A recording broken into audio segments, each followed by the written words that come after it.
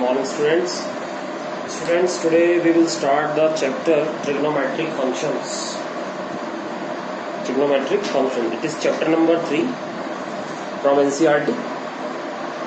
At first we will discuss about the word trigonometry. What is the meaning of trigonometry? Trigonometry जो word है ये आपके बेटा दो वर्ड से मिलकर बना है, ट्रिगो एंड मेट्रॉन.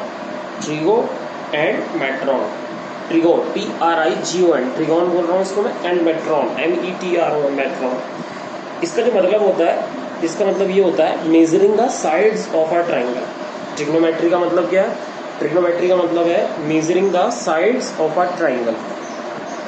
किसी भी ट्राइंगल के साइड्स को मेजर करना, दैट इज कॉल्ड ट्रिग्नोमेट्री. उसको हम ट्रिग्नोमेट्री बोलते हैं. ठीक है, मैथमेटिक्स की एक ब्रांच है और ओरिजिनली मेनली जो ये डेवलप किया गया था इस ब्रांच को, वो ज्योमेट्रिक प्रॉब्लम्स को सॉल्व करने के लिए डेवलप किया गया था. उन ज्योमेट्रिक प्रॉब्लम्स को जिनमें ट्राइंगल्स की इन्वॉल्वमेंट होती है. ठीक है, इनमें ट्राइंगल की इन्वॉल्वमेंट होती है. रियल लाइफ में, प्रैक्टिकल लाइफ में हम बहुत ज़्यादा यूज है ट्रिग्नोमेट्री का. जो आपके समुद्र जो होता है, सागर जो होता है, उसमें जो शिप चलते हैं उसके जो कैप्टन हैं वो नेविगेशन करने के लिए इसका यूज़ करते हैं ट्रिग्नोमेट्री का. वहाँ पर है ना सर्वे जो होते हैं, मैप का जो सर्वे करते हैं, वहाँ पर भी ट्रिग्नोमेट्री का यूज़ होता है. नए नए लैंड्स के बारे में इंफॉर्मेशन इकट्ठी करने के लिए इंजीनियर्स काफ़ी यूज़ करते हैं ट्रिग्नोमेट्री का. ठीक है ना. तो काफ़ी सारी जो ब्रांच है, फिजिक्स में बहुत यूज़ है ट्रिग्नोमेट्री का. फिजिक्स में काफ़ी ज़्यादा यूज़ होता है. हाइट एंड डिस्टेंस आप जानते ही हो, 10th क्लास में पढ़ा है कि भाई ट्रिग्नोमेट्री की हेल्प से हम हाइट एंड डिस्टेंस के क्वेश्चन से उस तरह सॉल्व कर सकते हैं, है ना. हमें किसी भी टावर की अगर हाइट फाइंड करनी है और हमें डिस्टेंस उससे पता है तो हम ट्रिग्नोमेट्री का यूज़ करके उस टावर की हाइट फाइंड कर सकते हैं, उस टावर से डिस्टेंस फाइंड कर सकते हैं. ये सब यूज़ है ट्रिग्नोमेट्री का. तो बेसिकली ट्रिग्नोमेट्री का यूज़ जो हम करते हैं वो करते हैं किसी भी ट्राइंगल की साइड्स का मेजरमेंट करने के लिए. ठीक है, तो फाइनली ये तो ट्रिग्नोमेट्री का इंट्रोडक्शन हो गया हमारा. अब जो हम स्टार्ट करेंगे आज से टॉपिक अपना, वो शुरू करेंगे trigonometric functions. Okay, trigonometric functions को स्टार्ट करने से पहले सबसे पहले आपको समझना पड़ेगा एंगल्स के बारे में. देखिए, एंगल्स दो तरीके के होते हैं. ठीक है, एंगल्स दो तरीके के होते हैं, positive angle and negative angle. Positive angle and negative angle. ध्यान से देखो, अगर ये वर्टेक्स है O, इसको वर्टेक्स बोलते हैं जहां से आपने स्टार्टिंग की, ये वर्टेक्स है O. ठीक है, ये वर्टेक्स, ये हमारी रे है OA. इसको मैं बोलूंगा इनिशियल लाइन. Initial line. ठीक है, और इस इनिशियल लाइन से, इसी वर्टेक्स से अगर एक और रे निकलती है, इसको मैं OB कह रहा हूँ, तो इस इनिशियल लाइन से OB के बीच में ये जो एंगल होगा, अगर मैं OA से मेजर कर रहा हूँ, OA से OB की तरफ, इसको बोलते हैं हम लोग पॉजिटिव एंगल. ये है पॉजिटिव एंगल. ठीक है ना, this angle is positive angle. Positive angle. ठीक है, इसको बोला जाता है टर्मिनल लाइन. इस टर्मिनल लाइन. ठीक है, ये टर्मिनल लाइन होगी, इनिशियल साइड बोलते हैं. टर्मिनल लाइन ना बोल के साइड बोलने ज्यादा बेटर है. लाइन अलग होती है, इनिशियल साइड. तो इनिशियल साइड से टर्मिनल साइड की तरफ जब हम एंटी क्लॉकवाइज डायरेक्शन में चलते हैं, है ना. एंटी क्लॉक का मतलब समझ लो ना, वॉच के चलने का, क्लॉक के चलने का एंटी डायरेक्शन. तो अगर हम इनिशियल साइड से जो है टर्मिनल साइड की तरफ एंटी क्लॉक डायरेक्शन चलते हैं तो एंगल होता है पॉजिटिव. ये पॉजिटिव एंगल है. ठीक है, पर अगर हम इनिशियल साइड से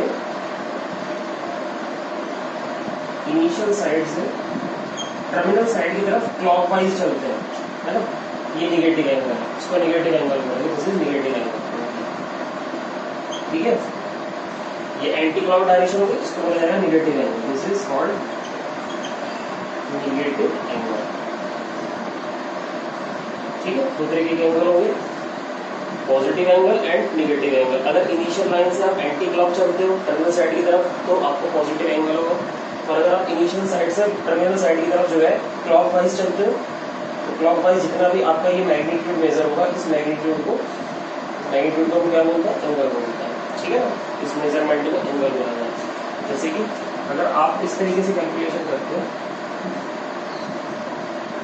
अगर मैं सपोज करो इस एंगल को 30 डिग्री बोलता हूँ, इस 30 डिग्री, तो जैसे ही मैं इसको इस तरह से ड्रॉ करूंगा तो ये हो जाएगा एंगल -30 डिग्री, समझ लो 30 degree and -30 degree.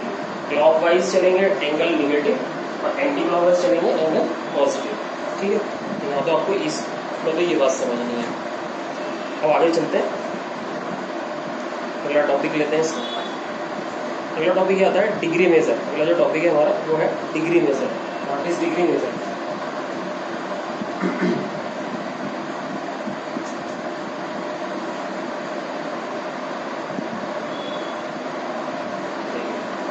Degree measure क्या होता है?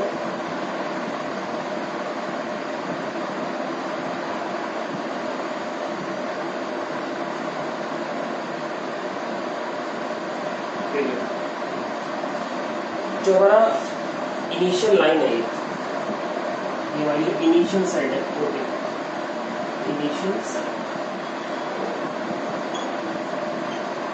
Initial side. अगर हम इनिशियल साइड को इसको OA के राउंड है ना, OA के अबाउट रोटेट करें, इस तरीके से रोटेट करें इसको, इस तरह से रोटेशन हो इसका, इस तरीके से रोटेट हो गई, तो ये जो पूरा एक कंप्लीट सर्कल बनता है हमारा, है ना, ये पूरा एक क्या बनता है, कंप्लीट सर्कल बनता है, रोटेट हो इस तरीके से वापस OA की तरफ आ जाए। तो जब ये कंप्लीट एक सर्कल बनता है तो एक पूरा जो सर्कल होता है वो हमारा वो 360 डिग्री का एज्यूम किया जाता है ना, पूरा जो सर्कल है वो 360 डिग्री का होता है। अब अगर 360 डिग्री एक सर्कल होता है तो हम इसे बोलते हैं कि भाई एक कंप्लीट जो राउंड है, वन कंप्लीट रिवॉल्यूशन, वो 360 डिग्री होता है ना। एक कंप्लीट रिवॉल्यूशन को 360 डिग्री माना जाता है, एक पूरे सर्कल को 360 डिग्री माना जाता है। तो अगर हम ये देख रहे हैं कि एक कंप्लीट रिवॉल्यूशन है 360 डिग्री, तो अगर मैं 360 से यहाँ डिवाइड लगा दूं तो ये हो जाएगा 1/360th revolution is equals to 1 degree. यानी 1 डिग्री किसके इक्वल होता है? 1 डिग्री होता है किसी भी रिवॉल्यूशन के 1/360th पार्ट को 1 डिग्री कहते हैं, ठीक है। रिवॉल्यूशन के एक रिवॉल्यूशन के 360th पार्ट को 1 डिग्री कहा जाता है। 1 degree is called 1/360th part of 1 revolution. 1 degree का मतलब बेटा ये होता है, अब जैसे मान लीजिए मैं 90 डिग्री लिख रहा हूँ, तो 90 डिग्री का मतलब कितने रिवॉल्यूशन हो गए? अगर हम 90 डिग्री की बात कर रहे हैं तो 90 डिग्री में कितने रिवॉल्यूशन होंगे, क्योंकि 1 डिग्री में कितना होता है, 1/360th रिवॉल्यूशन होता है। तो 90 डिग्री में हो जाएगा 90 × 1/360, है ना, तो कितने हुए? 1/4 रिवॉल्यूशन। यानी कि एक रिवॉल्यूशन के 1/4 वाले पार्ट को 90 डिग्री कहते हैं, और ये आपको अच्छे से पता है, ये पूरा एक रिवॉल्यूशन होता है ना। और इस रिवॉल्यूशन का जो ये वाला पार्ट है दैट इज कॉल्ड 90 डिग्री, है ना। पूरा रिवॉल्यूशन का कितना हिस्सा है? 1 2 3 4, ये पूरे का कितना हिस्सा होगा? 1/4। इस 1/4, ये 1/4, ये 1/4 और ये 1/4, चारों 1/4 को ऐड करेंगे तो आपको 1 वैल्यू मिल जाएगी, है, पूरा एक सर्कल मिल जाएगा, 1 रिवॉल्यूशन मिल जाएगा। तो इसलिए 90 डिग्री का मतलब होता है 1/4 रिवॉल्यूशन, ठीक है। अगर मैं आपसे कहूँ 120 डिग्री में कितने रिवॉल्यूशन निकलते हैं, 120 डिग्री में कितने रिवॉल्यूशन होगा? 120 डिग्री में होगा 120 × 1/360, है ना, कितना हो गया? 1/3 रिवॉल्यूशन, 1/3 रिवॉल्यूशन। तो ये चीजें इस तरीके से हम डिग्री से रिवॉल्यूशन को पता करते हैं। जो डिग्री है एक तरीके से उसका मतलब क्या है? डिग्री का मतलब है कि आप पूरे रिवॉल्यूशन का कितना पार्ट मेजर कर रहे हो, ठीक है। एक रिवॉल्यूशन का कितना पार्ट है, that part is called degree. 1 degree is 1/360th revolution, 90 degree is 1/4 revolution, 1/4, है ना, एक रिवॉल्यूशन का 1/4 पार्ट। 120 डिग्री का मतलब कितना निकला? एक रिवॉल्यूशन का 1/3 पार्ट, एक रिवॉल्यूशन का 1/3 part, that is called 1 degree, है ना, 120 डिग्री। तो आपके पास समझ में आ गई, एक डिग्री का मतलब होता है 1/360th पार्ट ऑफ 1 रिवॉल्यूशन। चलिए अब आगे बढ़ते हैं।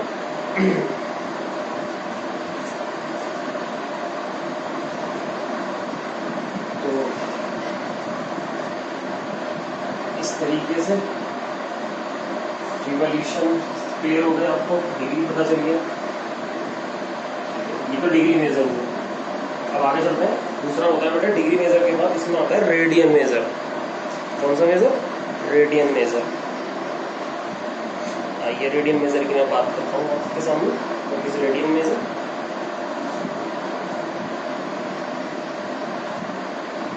Radian major, radian major.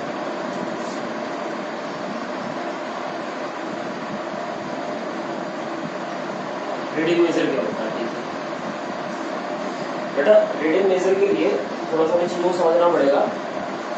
अगर सपोज करो ये एक मेरा सर्कल है, ठीक है, एक सर्कल है हमारा, ये सेंटर है,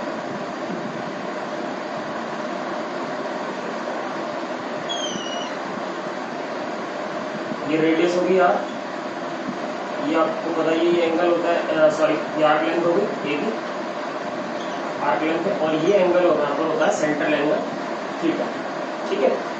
हमें एक बात का पता है कि जो एंगल होता है, एंगल इज इक्वल्स टू होता है आर्क अपॉन रेडियस। किसी भी सर्कल में आर्क और रेडियस का जो रेशियो होता है वो एंगल होता है। Angle is equals to arc upon radius होता है, यानी कि जो थीटा होता है it is L upon R. Theta is L upon R. Theta का मतलब क्या है? L upon R. L upon R is theta. अब मैं कुछ नया ले जा रहा हूँ, रेडियन क्या होता है? What is radian? If L equal to R, अगर एल और आर दोनों इक्वल हो जाए, if L equal to R, है ना, इफ एल और आर इक्वल हो जाए तो थीटा की जो वैल्यू होगी वो क्या होगी? अगर आप एल और आर दोनों को इक्वल रखोगे तो थीटा की वैल्यू निकलेगी 1। दिस 1 इज कॉल्ड 1 रेडियन, है ना। थीटा अगर 1 निकलेगा ना, इसको 1 नहीं बोलेंगे, 1 तो कुछ होता ही नहीं, दैट इज कॉल्ड 1 रेडियन। इसको बोला जाता है 1 रेडियन। जबकि थीटा एंड आर यहाँ पर क्या है? आर रियल नंबर्स, आर यहाँ पर क्या है? Real numbers. ये आपका जो रेडियन है ये एक रियल नंबर है। रेडियन कैसा है नंबर है? रियल नंबर है। यहाँ पर जो एल है आपका, L and R are real number. तो थीटा की जो वैल्यू होगी दैट इज कॉल्ड 1 रेडियन। अगर एल और आर इक्वल कर दो तो थीटा की वैल्यू क्या आ जाएगी? 1 रेडियन। समझ रहे हो मेरी बात? तो इस तरीके से हम थीटा को बोलते हैं। रेड किसका मतलब? रेडियन क्या है? रेडियन का मतलब डेफिनेशन आपको क्लियर हो रहा होगा कि अगर किसी सर्कल में आर्क लेंथ और रेडियस दोनों इक्वल हो जाए तो उस केस में सेंटर में बने हुए एंगल को 1 रेडियन कहते हैं, है ना। If L equal to R then central angle is called 1 radian and 1 radian is a real number. ये कैसा नंबर है? 1 radian is a real number. क्यों रियल नंबर? क्यों? क्योंकि यहाँ पर एल और आर हमने जो दोनों मेजर करे वो एल और आर का लेंथ है ना, दोनों एल भी लेंथ है आर भी लेंथ है, और दोनों कैसी होगी? रियल नंबर होगी। तो इसलिए इन दोनों रियल नंबर से जो वैल्यू मिलेगी थीटा की वो क्या मिलेगी? वो भी रियल नंबर मिलेगी। तो 1 रेडियन एक रियल नंबर हुआ। तो इसका मतलब क्या हुआ कि जो रेडियन है वो एंगल को रियल नंबर से रिलेट करता है। रेडियन एक ऐसी यूनिट है एंगल की जो किसी भी एंगल को रियल नंबर से रिलेट करती है। किसी भी एंगल को किससे रिलेट करती है? रियल नंबर से रिलेट करती है। ओके, बात समझ में आ रही होगी आपको। तो 1 रेडियन क्या है? रियल नंबर है। और 1 रेडियन का मतलब क्या होता है ये भी आप समझ गए होंगे। अगर किसी भी सर्कल के अंदर आर्क लेंथ और रेडियस दोनों इक्वल हो जाए तो सेंटर में बने हुए एंगल को 1 रेडियन कहते हैं, है ना। डेफिनेशन आप अपने अकॉर्डिंग लिख लीजिएगा, ठीक है। इस तरीके से हम रेडियन की बात करते हैं, ठीक है। अब रेडियन में मैं आपको 2 बातें क्लियर कर देता हूँ। देखिए, अगर ये मैं इनिशियल लाइन मान लूँ पूरे, ठीक है, ये ओबी हो गया अगर हमारा, ठीक। तो अब समझना मेरी बात को। अगर मैं इस तरह से लेता हूँ और ये इनिशियल लाइन है और ये टर्मिनल लाइन है तो ये पॉजिटिव रेडियन होगा, है ना। ये एंगल कैसा होगा? पॉजिटिव रेडियन होगा। ये पॉजिटिव रेडियन है। इस positive 2 radian, positive 3 radian, positive 4 radian, anything, कुछ भी हो सकता है। पर अगर मैं इस इनिशियल लाइन से, अगर मैं इसको इनिशियल लाइन दे रहा हूँ पर ये एंगल इस तरह से मैं कर रहा हूँ एंटी क्लॉकवाइज, तो ये निगेटिव रेडियन होगा, है ना। It is called negative radian. Negative 2 radian भी हो सकता है, निगेटिव 3 रेडियन भी हो सकता है, वो आपको डायरेक्शन से पता चल जाएगा, ठीक है। दूसरी बात, मैं रेडियन को इस तरह शो किया करूंगा, 1 के ऊपर ऐसे ऐसे हाथ सी लगा के, है ना। ये जो पूरा एंगल होता है डिग्री होता है, डिग्री को हम ऐसे लिखते हैं ना, 1 डिग्री, 2 डिग्री, 3 डिग्री। रेडियन में क्या करते हैं, इस डिग्री को हमने हाफ से कट कर दिया ऐसे, जिसे हमने ऐसे कट कर दिया, ये रेडियन हो जाता है, ऐसे ऐसे कट कर दिया, यानी कि ऐसे 1 radian is called 1 radian, 2 radian, 3 radian, 4 radian. इस तरह से रेडियन करेंगे, 1.5 रेडियन, इस तरीके रेडियन के ऊपर ये बात इस तरह से लिख के करेंगे, ठीक है। बात क्लियर हो गई होगी कि रेडियन क्या है और डिग्री क्या है, ठीक है। दोनों में डिफरेंस है, रेडियन अलग है, रेडियन एक रियल नंबर है, डिग्री डिग्री क्या है, डिग्री रिवॉल्यूशन के पार्ट को डिनोट करती है, ठीक। आइए आगे बढ़ते हैं थोड़ा सा। अब हम डिग्री को और रेडियन को रिलेट करने की कोशिश करते हैं, ठीक है। How to relate degree and radian, how to relate degree and radian. तो डिग्री और रेडियन को कैसे रिलेट करते हैं, आइए समझते हैं इस बात को। देखिए अब तो हमें ये मालूम पड़ रहा है कि थीटा इज इक्वल टू होता है L अपॉन R, ये सभी को अच्छे से पता चलता है, theta is equal to L upon R होता है। अगर L जो है, इफ L ये इतना आर्क लेंथ था, बट अगर मैं L जो है यहाँ से शुरू करके कंप्लीट एक पूरे आर्क लेंथ को मान, मतलब पूरा इस सर्कल की सर्कमफ्रेंस को L मान लूं, है ना, यहाँ से लेके वापस घूमा और ये पूरा आ गया, यानी कि 2 पाई R पूरी L होगी।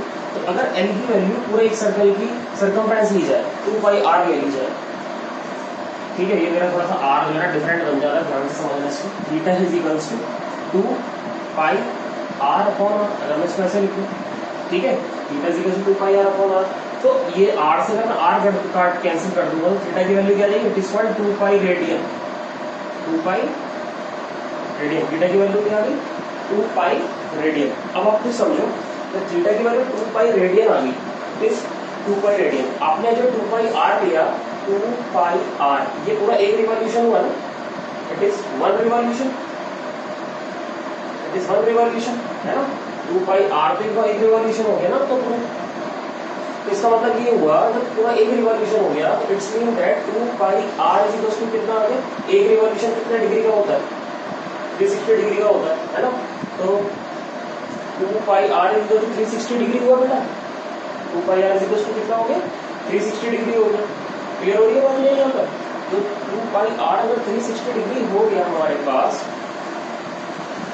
ठीक है, तो इसका मतलब ये हुआ कि जो 2 पाई रेडियन हुआ, है ना, अगर R की वैल्यू हम इफ रेडियस इज 1 यूनिट, अगर R की जो रेडियस को 1 यूनिट ले लिया जाए, if R is 1 unit, then we get 2 pi is equals to 360 degree. 2 pi is equals to कितना, 360 डिग्री। तो 2 पाई क्या है, 2 पाई तो रेडियन है, थीटा यहाँ पर हमारा 360 डिग्री आ गया।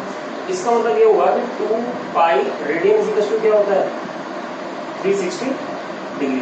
ठीक है, यहाँ मैंने क्या करा है, यहाँ मैंने रेडियस को 1 यूनिट ले लिया है। अगर सर्कल हमारा 1 यूनिट का है तो उस केस में 2 पाई R यहाँ पर 1 हो जाएगा, तो 2 पाई रेडियन बचेगा, 2 पाई रेडियन, है ना।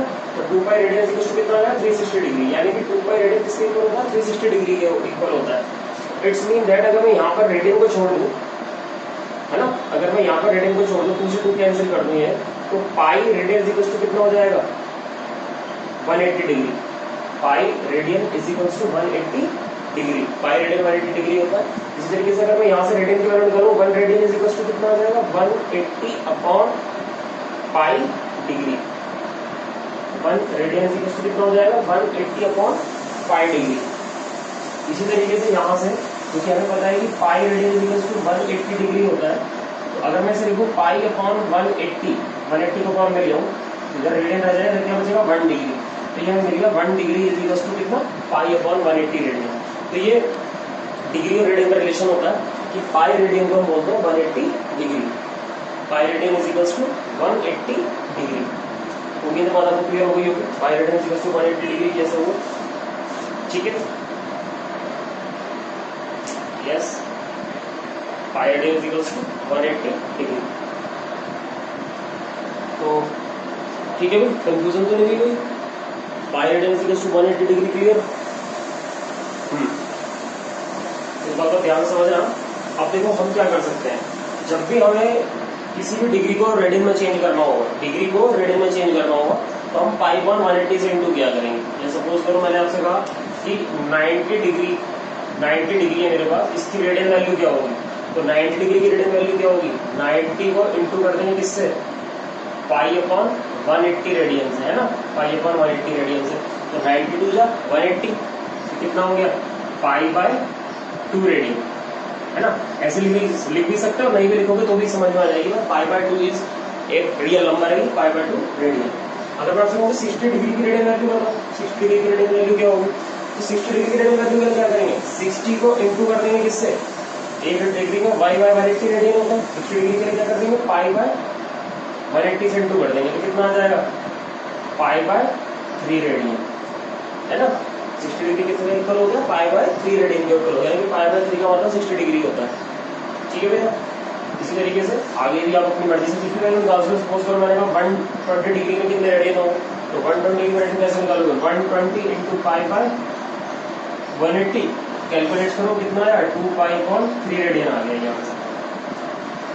तो इस तरीके से हम रेडियन में चेंज कर सकते हैं डिग्री को। ठीक है, तो डिग्री से रेडियन में इस तरह जब भी हमें डिग्री से रेडियन में जाना है हम ये वाला फॉर्मूला यूज किया करेंगे। ये कन्वर्जन फॉर्मूला हो गया हमारा 1 degree equal to pi upon 180 radian. ठीक है, और जब रेडियन से डिग्री में जाना है तो 1 radian equal to pi 180 upon pi degree. ठीक है, ओके आगे बढ़ते हैं। तो चलिए आगे चलते हैं थोड़ा इसमें और।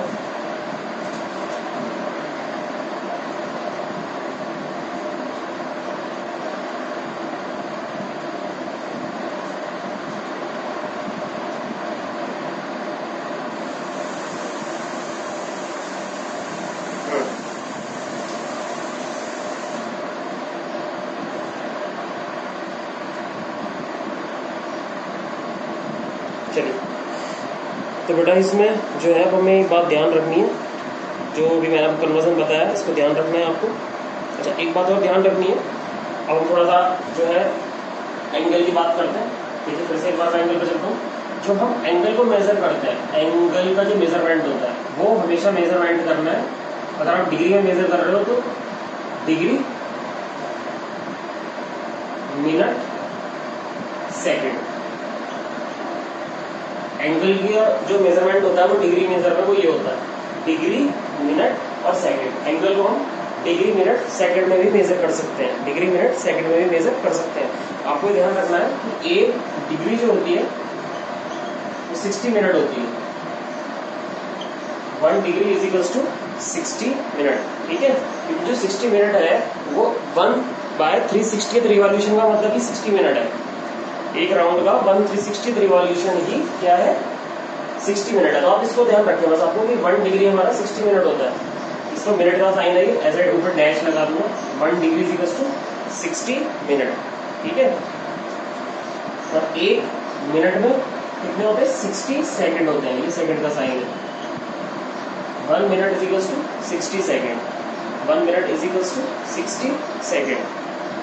ठीक है, 1 minute is equals to 60 second.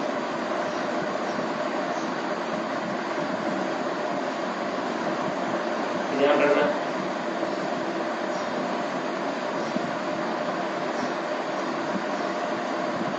दूसरी बात, इंपॉर्टेंट बात, ये इंपॉर्टेंट पॉइंट है, ध्यान रखना। Angle made by minute hand, angle made by minute hand in 1 minute, in 1 minute. बेटा ये होता है 6 डिग्री। मिनट हैंड जो है 1 मिनट में 6 डिग्री का एंगल बनाती है। मिनट हैंड 1 मिनट में 6 डिग्री का एंगल बनाती है। खुद ही हिसाब लगा लो, जब 1 मिनट में 6 डिग्री का एंगल बन रहा है तो 60 मिनट में कितने डिग्री का एंगल बनेगा, ये 60 डिग्री का बनेगा ना, तो पूरा एक राउंड हो जाएगा मिनट हैंड का। क्लियर होगी ना। तो ये भी इंपॉर्टेंट चीज है, एंगल जो होता है मिनट हैंड 1 मिनट में बनाती है 6 डिग्री का एंगल। 1 मिनट में 6 डिग्री का एंगल बनता है, तो अपने आप ही पता चल जाएगा कि 60 मिनट में 360 डिग्री का एंगल बनेगा, यानी कि पूरा एक रिवॉल्यूशन मिनट हैंड कंप्लीट हो जाएगा 360 डिग्री का। तो इसको भी हम क्वेश्चन को सॉल्व करने में इस पॉइंट का बहुत यूज करा करेंगे। फिलहाल आपको ध्यान रखना है, angle made by minute hand in 1 minute is equals to 6 degree. ठीक है, 1 degree is equal to 60 minute and 1 minute is equal to 60 second. तो एंगल को डिग्री मिनट सेकंड में मेजर किया करेंगे। अब कैसे मेजर करेंगे, आइए इस बारे में थोड़ा सा और डिस्कशन करते हैं। देखिए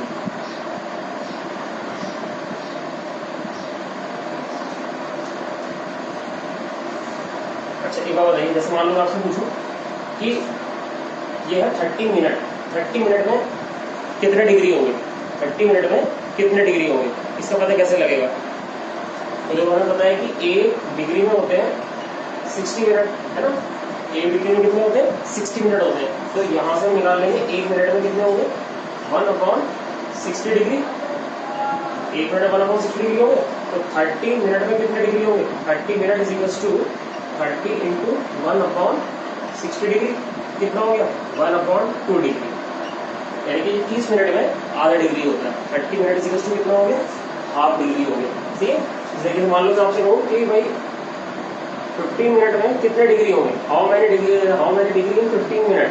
तो हमें पता है कि भाई एक मिनट में 1/60 डिग्री होते हैं। तो 15 मिनट में कितने होंगे, 15 मिनट में होंगे 15 इंटू 1/60, यानी कि 1/4 डिग्री हो जाएगा। 15 मिनट में 1/4 डिग्री, इस तरीके से कैलकुलेशन करनी होती है। ठीक है, आगे बढ़ते हैं।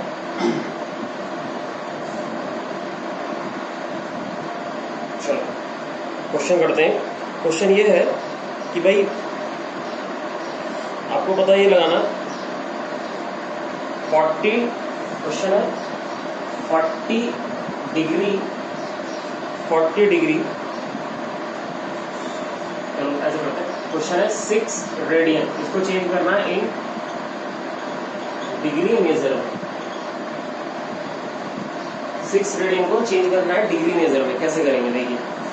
अभी थोड़ी देर पहले हमने पढ़ा था कि 1 रेडियन इक्वल टू होता है 180/π डिग्री, 1 रेडियन ही होता है 180/π डिग्री। अब हम क्या करेंगे, 6 रेडियन इक्वल टू कितना होगा 6 इंटू 180/π डिग्री। अब आपको जब रेडियन से डिग्री से रेडियन में जाना होता है तो यहाँ पर आपको पाई की वैल्यू यूज कर लेनी है 22/7। तो ये हो गया 6 इंटू 180 इंटू 7/22। ठीक है, कैलकुलेशन करते हैं। 2 3 6, 2 1 2, 2 1 2। ठीक है बेटा, पूरी इंटू कर लेते हैं, इंटू करके हमें वैल्यू जो मिलेगी वो कैलकुलेट करेंगे। ठीक है, इंटू कर लेते हैं, पूरी इंटू करके क्या रहा, ये कितना हो जाएगा, ये अपॉन में तो रहने वाली रहेगा, ये होगा 540 इंटू 7, 18 3 54 होते हैं। अब इसकी इंटू कर दी हमने 700, 7 4 28, तो 3780/11, ये पूरा आ गया हमारा डिग्री है ना, 3780 डिग्री, है ना। अब ये डिग्री में आ गया। अब आपको क्या करना है, इसको फ्रैक्शन में नहीं छोड़ना है, आपको आंसर जो देना है वो हमेशा किसमें देना है, आपको आंसर देना है डिग्री, मिनट और सेकंड में लिखना है आंसर। आइए सीखते हैं इसको। तो आपको क्या करना है, 3780 को डिवाइड करना शुरू करना है 11 से। तो 11 3 जा 33, 7 में से 3 गए 4, 8 आ गया हमारे पास, 11 4 जा 44। ठीक है, 8 में से 4 4, 0 आ गया, 11 3 जा 33, कितना हुआ 7 हुआ। अब जो यहाँ पर वैल्यू आ गई आपकी, ये जो आपका क्वोशिएंट बचा, ये तो डिग्री में हो गया बेटा। अब ये डिग्री है ना, क्वोशिएंट से छोटी यूनिट हो गई हमारी रिमाइंडर। ये जो रिमाइंडर आया, इस रिमाइंडर को हमें चेंज कर लेना है डिग्री के बाद किसमें, मिनट में। मिनट में चेंज करने के लिए इसमें आप इंटू कर देना है यहाँ पर 60 मिनट से ऐसे। ये कितना हो गया 420 मिनट। डिवीजन किससे चल रहा है हमारा, 11 से चल रहा है। 11 3 जा 33, 11 3 जा 33, कितने हो गए 9 हो गए, है ना, ये 0 हो गया। 11 8 जा 88, 11 8 जा 88, ये कितना बचा 2 बचा। पॉइंट नहीं लगानी है हमें यहाँ पर। फिर हमारे पास देखोगे हमें जो है 2 से छोटा हो गया, अब आगे डिवीजन नहीं लग सकता, इसको बोलेंगे क्योंकि हमने मिनट में चेंज करा 38 मिनट। अब ये जो रिमाइंडर बचा ये मिनट से सेकंड में पहुंच गए, इसको आप इंटू कर देना किससे 60 सेकंड से। तो कितना हो गया 1 20 सेकेंड। अब हम इसे पूरा डिवाइड कर लेंगे, किससे? 11 से डिवाइड चल रहा है, 11 से पूरा डिवाइड करेंगे, 11 बन जाए 11, ठीक है। ये पूरा वर्क फेयर है, फेयर में दिखाना है इसको। 11 बन जाए 11, कितना है? 1 0, ठीक है, 1 0। अब आप क्या कर सकते हो, यहाँ पर जो है पॉइंट लगा लोगे, 11 9 99 है ना, तो 10.99 समथिंग ऐसे चलेगा। तो ये आपका सेकेंड में आ गया पूरा। तो हमारा जो एंगल निकला 6 रेडियन का, वो क्या निकला? वो निकला 343 डिग्री 38 मिनट और 10.9 सेकेंड। इसको राउंड फिगर में लिख लो, तो ये आ गया 11 सेकेंड अप्रॉक्स, ठीक है। ये हमारा आंसर होगा। इस तरीके से डिग्री मेजर का आपको आंसर देना है, ठीक है। बस आपको यहाँ ध्यान रखना है, जब भी आप यहाँ डिवाइड करोगे तो डिवाइड करने में आपको पॉइंट यूज नहीं करना है, सीधा डिवाइड करा, जितना भी रिमाइंडर बचा, डिग्री से छोटा मिनट, 60 मिनट से इंटू, फिर यहाँ पर डिवाइड करा, रिमाइंडर बचा मिनट से छोटा सेकंड, सेकंड में 60 सेकंड, 60 से इंटू करी, फाइनली पूरा डिवाइड कर दिया लास्ट में जाके, ठीक है। राउंड फिगर वैल्यू लिख सकते हो, तो अप्रॉक्स आंसर आपका इतना आ गया। यानी कि जो 6 आपका 6 रेडियन है वो 343 डिग्री 38 मिनट और 11 सेकंड के इक्वल होता है, ठीक है। तो अब आप चाहो तो एक्सरसाइज स्टार्ट कर सकते हो। एनसीईआरटी की एक्सरसाइज 3.1 आपको स्टार्ट करनी है, ठीक है भाई। इस वीडियो में इतना ही रखते हैं। Okay, thank you.